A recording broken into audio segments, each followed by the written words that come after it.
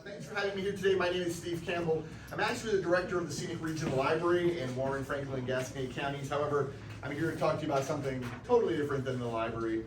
Very important domestic violence initiative being worked on in Franklin County for the last couple of years. Those of you who heard earlier this year in Washington at the Best Western Hotel, I think it was, motel, a lady from Leslie was shot and killed in the parking lot by her husband. I think he basically unloaded his entire pistol on her in the parking lot and killed her. And she was basically trying to hide from him, fleeing from him while waiting for their divorce to be finalized. Unfortunately, this is not an unusual situation. It sounds horrible, maybe it might be a little unusual for Washington or for our area, but really, Missouri ranks 4th in the country among states of women being killed by their spouses or partners in a domestic violence incident. It is not a top 10 list you want to be on. The problem really is throughout the entire United States, as we know, but Missouri and Franklin County is no exception. Just last year alone, in Franklin County, there were 964 cases of adult abuse, as they call it, which is domestic violence in the courts in Franklin County. And as you all know, if you know of anyone who's experienced domestic violence, for it to reach the level of going to court, it means there's been a lot of abuse going on for a lot of time. So 964 cases in the court each year is really a very alarming number. And what makes that number even worse is that the police and other agencies talk about how less than half of domestic violence cases are ever even reported. Meaning in Franklin County every year we probably have at least 2,000 women that are being abused by their partner every year in a county of 100,000, which is very bad, obviously. There are limited options for victims of domestic violence here in Franklin County. There is a live, you might have heard of, and they provide something called the Nights of Safety program, which is a short-term shelter. They put women in motels and hotels around the county for a short amount of time, maybe a week.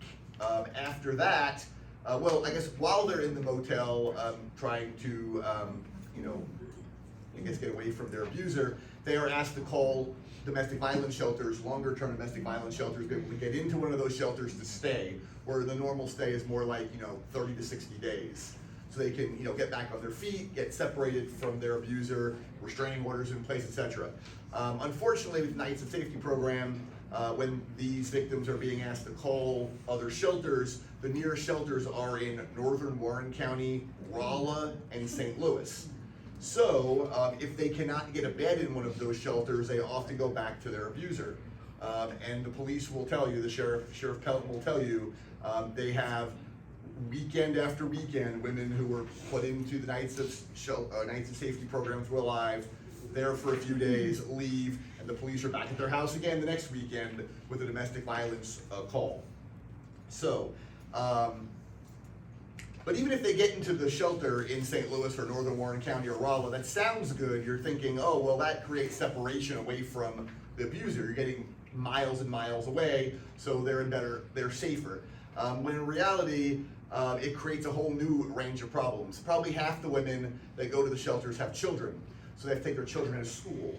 If they have friends or a doctor or an attorney here in Franklin County, they're being separated from those, I guess, their safety net that is here.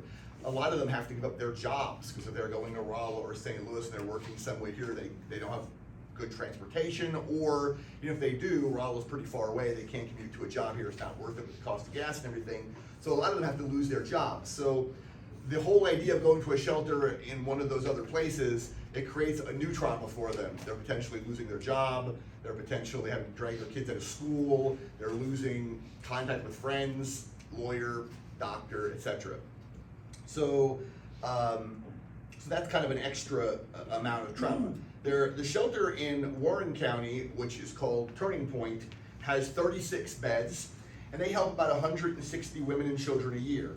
1/3 of those are from Franklin County.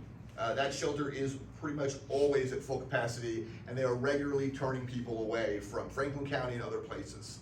I'm on the board of that shelter. I've been on that board since last January, and when I go up there for meetings, you will be shocked by the number of kids that are there living in this shelter out playing outside in their back area during our meetings. It's kind of alarming. You think of domestic violence shelters, you think of victims of abuse, the women, but you don't realize that half of them have kids, and there's dozens of kids there. They even built a playroom in the shelter up there for the kids. That's how many kids they have it there. So the whole thing is pretty alarming. So in the fall of 2021, the county auditor, Franklin County Auditor Angela Gibson, and myself, and Judge Joe Persky, who's a juvenile court judge here in Franklin County, we went up and met with the board of Turning Point and basically just asked them to open a shelter down here. Can you open a shelter in Franklin County for us? It seemed like a simple question. And they said, well, we actually realize there's a huge need in Franklin County. It's 3 times the size of Warren County, 3 times as many people, and they have no shelter. The nearest shelter is, like I said, St. Louis, Rolla, northern Warren County. They can't keep turning away people from Franklin County. There's just too much demand to keep serving people from Franklin County. So they said that they'd love to open a shelter, but they just didn't have the money to do it. They have money to operate their own shelter in Warren County, but they don't have the funds to be able to operate a second shelter down here. So after that meeting is when Angela Gibson and I agreed to join their board. We've been on their board for about 1.5 years now. And our goal of being on their board was to convince them to open up or figure out a way to open up a domestic violence shelter here in Franklin County for all the women that need that. We were very fortunate that right around the time that we joined the board, you might have all heard in the news or in the newspaper about the ARPA funds that are available. There was lots and lots of federal funds that are being tossed around. So we convinced Turning Point to apply for federal funds to open a shelter up here. And we were actually, we received the largest award of any agency in Franklin County, $620,000 from the county in ARPA funds to buy a house or a building and convert it into a domestic violence shelter for about just 12 to 14 women and children, which isn't a lot. We realize that it's not going to meet the need by any means when you have a shelter in a county 1/3 the size with 40 beds that are always full or 36 beds that are always full. So we knew that, but we thought it would be a great start, get a foothold here in the county, and be able to try to start helping the problem. So fortunately, we got the money, and we think it's an amazing opportunity. However, Turning Point's board, the other board members, which I totally agree with, and Angela agrees with too, is that these funds, $620,000, were only for purchasing the building and renovating the building. It was for capital expenses, not for the operating expenses for the building. So the goal is now to try to find a way to find operating funds for this shelter. Shelters cost lots of money to run. You think of a shelter just, it's a place where women can go stay. Turning Point, for example, they have around-the-clock staff there because of safety reasons. They want to have staff there at all times. They also have counselors for women and their children, counselors to help them, work through all the problems from the abuse they've experienced. Also, they have court advocates to help women go to court, to appear for restraining orders, for things like that, hearings with their husband, or their abuser, etc. So they estimate that it probably costs about $300,000 a year to operate the shelter here in Franklin County. They have agreed that they are not going to accept the money from Franklin County, the $620,000, unless they know that they can get the $300,000. That makes sense. You don't want to build a shelter, open a shelter, and then not have any money to run the shelter. There is money out there for domestic violence shelters to operate. The Warren County shelter, for example, their budget's about $1.2 million a year. They receive 70% of that money from the Greater St. Louis United Way and from VOCA funds, it's called, State and Federal Fund, Victims of Crime Act funds. And then, of course, they receive some other things as well, other money from different things as well. So we think that we can operate the shelter here, the $300,000, we can get 70% of that from the same sources, that same money. So that's like a huge chunk of the money. We also, Judge Persky has been working with the local city governments, county governments, talking to them about getting fees assessed onto court cases. Missouri has a great law in place that allows $2 to be placed on every civil court case and $4 in every criminal court case in municipal and city courts, or city and county courts. And that money has to go to a domestic violence shelter. So he got the county to assess the fees here in Franklin County already, and he's been going around to municipal governments asking them to assess fees on their court cases as well. So we think that's going to generate some money too. So great news. We have the $620,000 for the structure, and we think we have about 250 of the 300,000 we need to operate year one, first year of operating expenses. So it gives us about a $50,000 funding gap remaining. So for the last probably 7 months, we have a committee set up. You can see our names on the bottom of your sheet here. It involves Judge Persky, Angela Gibson, the county auditor, me. Also, we have Steve Weinholt, who is the retired superintendent of Union Schools. Janet Hubbard's the retired assistant superintendent of Pacific Schools. We have a really good group, some other people, and we've been trying to work to fundraise money. We've raised about $15,000 since January. We have about $35,000 more to go. Our biggest donors so far are the Sullivan Eagles. They're going to do a fundraiser event. They've committed $5,000 to us, which is awesome. So we need to raise by the end of this year, by December, $35,000 more to basically demonstrate to the Turning Point Board that they can raise $50,000 every year in Franklin County to be able to close that funding gap and operate this shelter. Otherwise, this sounds horrible, they're going to turn the $620,000 back to the county, and it will go away to the federal government or whatever they do with it. I don't know what happens. So we obviously do not want that to happen. We had a, before I get to that, domestic violence shelters have a really unique fundraising advantage in Missouri. There is a Missouri law that provides a 70% tax credit for donations of over $100 in Missouri for domestic violence shelters. I know some other agencies have that too, which I was unaware of until recently. So if someone, say, normally pays $700 in taxes every year, state taxes every year, and they were to donate $1,000 to a domestic violence shelter anywhere in the state, they would get a $700 tax credit. It's not like a tax deduction where you just write it off and you just have like a certain amount, like tens of thousands of dollars to deduct that. If you have a $700 tax credit and your tax bill is $700 every year, it literally wipes that out to zero. There's no minimum amount or anything. If you have one credit for $70, you just deduct that from your tax bill. So that's been very helpful. It's helped us go around talking to individuals.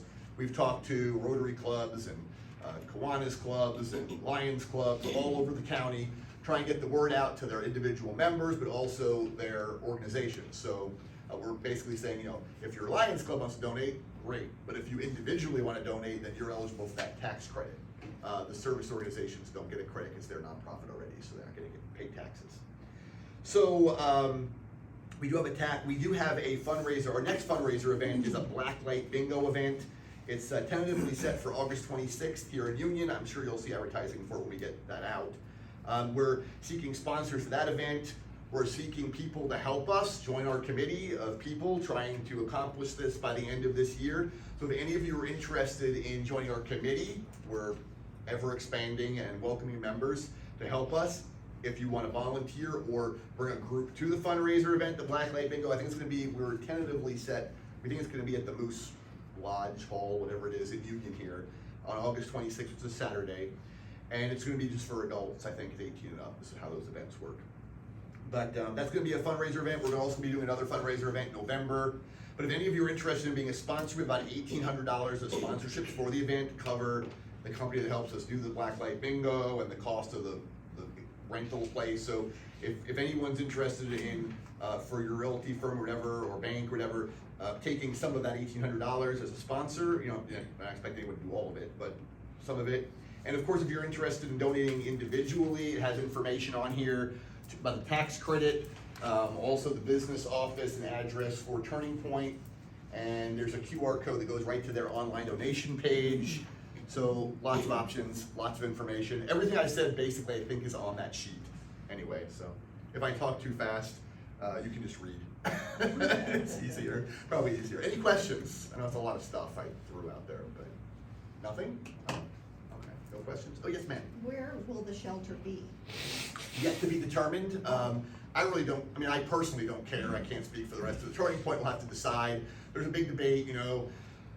When my wife worked for, she did volunteer work when we lived in the Kansas City area for an organization called Hope House, which is a domestic violence shelter there, and it was right in the middle of Lee Summit next to Walmart. Like, it was right in the middle of the city, which I thought was weird. It had a big privacy fence around it and stuff, and people kind of knew where it was at. The shelter in northern Warren County is a couple miles away from the nearest town. It's kind of out remote to kind of give some safety. So there's the debate on whether you want to have it in town where people could walk to work, near a hospital, they go to the hospital, their kids can go to school easier, or you want it out kind of away from town where the codes are more lax to do a renovation. You know, our architect suggested that. It's easier, cheaper to do it if you're outside of the city limits because of codes. And also, you know, more remote for safety reasons. I mean, there are, I mean, with Turning Point, for example, up in Warren County, I'm on the board. I had to sign a agreement saying I wouldn't tell anyone where it was at, you know, for safety. They occasionally do have people who can figure out where it's at, and like spouses come and they're beating on windows at 2 o'clock in the morning, the police have to come out. So I mean, there is a safety issue. So kind of having it outside of town is better. We don't really have a town even picked out in Franklin County. We're kind of work on the money, and then probably in the spring, if we get the money by the end of this year, then we'll have to try to find a location. We're pretty open. I think the further away from northern Warren County, the better, because it creates more, you know, serve more people down here. But I mean, if it needs to be in Washington or Union or St. Clair, it's fine, it doesn't matter. I mean, if we have one, that's the most important thing. And a lot of times these safe houses for domestic violence victims, they don't even let the police know the address. So we'll get a call from a family member, hey, I need to find out where my wife or husband or kid is, and we don't know. We'll get actually somebody will reach out eventually from either Alive or something and say, hey, you know, they're safe, that's all I can tell you. Yeah. Oh, you're with the police, I guess. Sorry, Yeah. I didn't realize that. County or city? City. City? Okay. So you probably deal with a lot of domestic violence calls too, yeah. So- It's an enormous problem, and without a doubt. So you have a staff that's there 24 hours a day? Yes, that's Turning Point does. And I'm only on the board, I don't run it as a director, and we have our, you know, business department, which is why we wanted to kind of have them operate the second shelter here, because they know what they're doing. We don't know anything about running domestic violence shelters. I mean, they have the expertise, they have paid staff that are there. We're not interested in trying to run this thing at all. We're just trying to get it. Your 300,000? That's what it costs every year. And we would share administrative costs, so like we wouldn't be a separate director here. There'd be a manager, but the director would kind of oversee both shelters. They already have a business manager, like to do payroll and bookkeeping, everything that would be done up there. So it really would reduce our expenses quite a bit by having a second location versus a whole separate shelter, you know, an independent shelter. So, that 300,000, I mean, it costs them, like I said, $1.2 million to operate a shelter that's like 36 to 40 beds. Whereas if we had 12 to 14, they think it would be about 300,000, so that kind of falls. So what is going in at that old US Bank on 14th Street in Washington? I thought that was something to do with The homeless shelter. Oh, that's a Hope homeless shelter. House or something, or? Not a domestic violence shelter, I'm sure of that. Yeah, no, I don't know. Any other questions? We do have like houses around that are Yeah. for those. Is that? The problem is, I mean, houses for domestic violence, yeah. The problem is, I mean, and I'm not against those anyway, but the problem is, I mean, a lot of them don't have around-the-clock staff, they don't have any kind of security. There's no, like, up in Turning Point, they have a big fence around it, they have security cameras, they've got like special hardened doors with lock. I mean, it's like a little fortress. I think that's great if they have no other option, but it's not the safest, obviously. And they don't have counselors there to help people work through the problems. The goal is you're trying to get them into the longer term shelter to break the cycle of abuse, separate them completely from their abuser, give them the counseling they need to kind of make them want to stay away. Because I mean, as you all know, if you know people who have been victims of domestic violence, a lot of them want to come back. I mean, it takes, I think, 7 calls, they say, to a domestic violence shelter before a woman actually is willing to leave. I mean, they keep on going back. That's just normal. I mean, you know, oh, he hit me one time, but I love him, you know, kind of thing. You hear that all the time. It's not unusual. So the counselors are really important, and the court advocates are really important to help them break that cycle and get them away and make them want to stay away. Make them recognize that there's a problem here, you know. So if anyone's willing to help us, time's ticking. We have till December, and yeah, well, like I said, I mean, the tax credit is so great because, like, donate $100, you're really only getting $30 because you're getting $70 back when you file your taxes in the spring. So it's really nice that way. But if you're interested in going or helping at our bingo event, we are looking for sponsors. I think, was it you told me that you're gonna send an email out to all your members asking if anyone's willing to sponsor the event or let them know about the event. They want to sign up for a table or something. Yes, ma'am. How long do they ordinarily stay in the shelter? The average stay is like 45 days, 30 to 60 days is the normal window. It's a longer term shelter. Oh, wow. So some of them do have jobs and they're actually leaving to go to work if they feel safe enough to do that. So I mean, they have kids that are there, the kids go to school, sometimes, they bring their kids to school, of course, you know, from the shelter, so it is like more like, you know, 6-7 weeks, they're Wow. usually there, yeah. Yeah, some of them longer, I mean, some of them have been there longer, 3 or 4 months. It just depends on the situation, you know. A lot of times what happens is, you know, the abuser will control their finances and keep their car keys, and so when they come to the shelter, they have no job, they have no money at all. So for them to be able to, even if they are working, to be able to build up enough money to be able to get a deposit put on an apartment and to get a job, so that's part of that process of kind of breaking free. In most cases, not most, a lot of cases, because of what the abuser's doing to the victim, they basically show up with nothing but the clothes on their back. I mean, so you're rebuilding basically their life to get them to the point where they can leave the shelter and get into their own place and things like that, so. And you want to add to this? You have the expertise in the trenches better than I do, obviously, so. I just see what we see at the shelter, and I'm not really working in the shelter, so I might steal this. Well, thank you so much for having me here today. Like I said, if you want to reach out with any further questions or anything, my contact information is, where am I? Somewhere on here. I'm at the library. You know where to find me at the library. Call the library here in Union, ask for Steve Campbell, and they will direct you to me. At the very bottom. At the very bottom? Okay. Oh yeah, there it is. What's Turning Point's numbers, which is fine. You can call that. Oh, here I am. Yeah, that's right. Yeah, there I am. Okay. Thanks for letting me go.